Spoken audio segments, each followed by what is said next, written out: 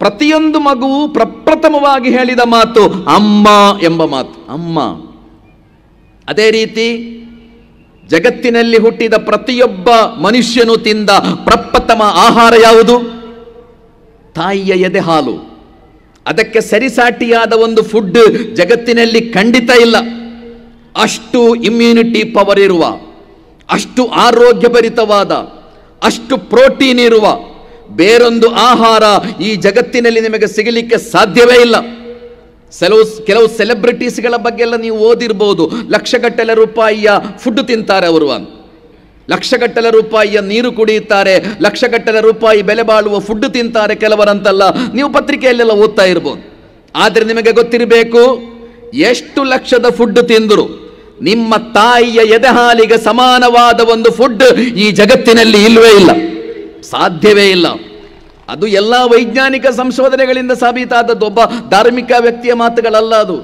ಅಷ್ಟು immunity power ಇರುವ, ರೋಗ ನಿರೋಧಕ ಶಕ್ತಿ ಇರುವ, ಅಷ್ಟು ಆರೋಗ್ಯಭರಿತವಾದ, ಅಷ್ಟು ಪ್ರೋಟೀನ್ ಇರುವ ಬೇರೊಂದು ಆಹಾರ ಈ ಭೂಮಿಯಲ್ಲಿ ಖಂಡಿತ ಇಲ್ಲ. ತಾಯಿಯ ಎದೆ ಹಾಲಿಗಿಂತ ಶ್ರೇಷ್ಠವಾದ ಆಹಾರ ಇಲ್ಲ.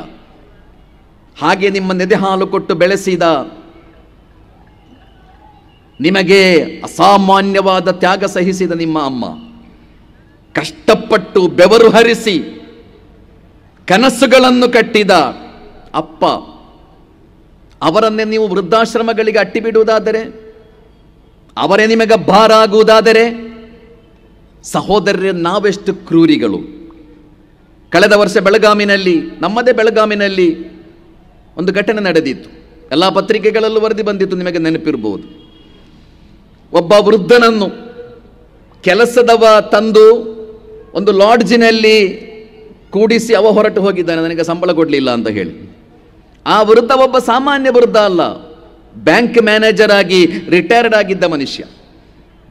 ರೂಮಿನಲ್ಲಿ ಏಕಾಂಗಿ, ಅಸಹಾಯಕ, ನಾಡಿಕೊಳ್ಳಿಕ್ಕೆ ಯಾರೂ ಇಲ್ಲ, ಮಾರಕ ರೋಗ ಇದೆ ಆ ಮನುಷ್ಯನಿಗೆ. ಯಾರಿಗೋ ಹೇಗೋ ಗೊತ್ತಾಗಿ ಆಸ್ಪತ್ರೆಗೆ ದಾಖಲಿಸಲಾಯಿತು. ಆಸ್ಪತ್ರೆಯಲ್ಲಿ ಆ ಮನುಷ್ಯ ಒಂದು ಕಾಲದಲ್ಲಿ ಬ್ಯಾಂಕ್ ಮ್ಯಾನೇಜರ್ ಆಗಿದ್ದ, ಬಹಳ ದೊಡ್ಡ ಹುದ್ದೆಯಲ್ಲಿದ್ದ ವ್ಯಕ್ತಿ, ಅಸಹಾಯಕ, ನೋಡಿಕೊಳ್ಳಿಕ್ಕೆ ಯಾರೂ ಇಲ್ಲ, ಆಸ್ಪತ್ರೆಯಲ್ಲಿ ಸತ್ತು ಹೋದ. ವಾರಿಸುದಾರರು ಯಾರೋ ಇದ್ದಾರೋ ಅಂತ ಪೊಲೀಸರು ಕಷ್ಟಪಟ್ಟು ಪ್ರಯತ್ನ ಪಟ್ಟಾಗ ಗೊತ್ತಾಯಿತು 2 ಮಕ್ಕಳಿದ್ದಾರೆ ಅಂತ. ಎಂತಹ ಮಕ್ಕಳು?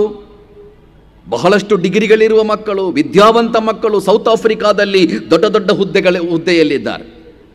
ಹೇಗೋ ಫೋನ್ ನಂಬರ್ ಕಲೆಕ್ಟ್ ಮಾಡಿ ಮಗಳಿಗೆ ಪೊಲೀಸರು ಫೋನ್ ಮಾಡುತ್ತಾರೆ, ನಿಮ್ಮ ಅಪ್ಪ ಸತ್ತು ಹೋಗಿದ್ದಾನೆ, ನಿಮ್ಮ ಅಪ್ಪ ಸತ್ತು ಹೋಗಿದ್ದಾನೆ. ಅಂತ್ಯಕ್ರಿಯೆ ನಡೆಸಲಿಕ್ಕೆ ಯಾರೂ ಇಲ್ಲ. ಆ ಮಗಳು ಕೊಟ್ಟ ಉತ್ತರ ಪತ್ರಿಕೆಯಲ್ಲೆಲ್ಲ ಬಂದಿತ್ತು. ಆ ಮಗಳು ಏನು ಹೇಳಿದ್ದಳು?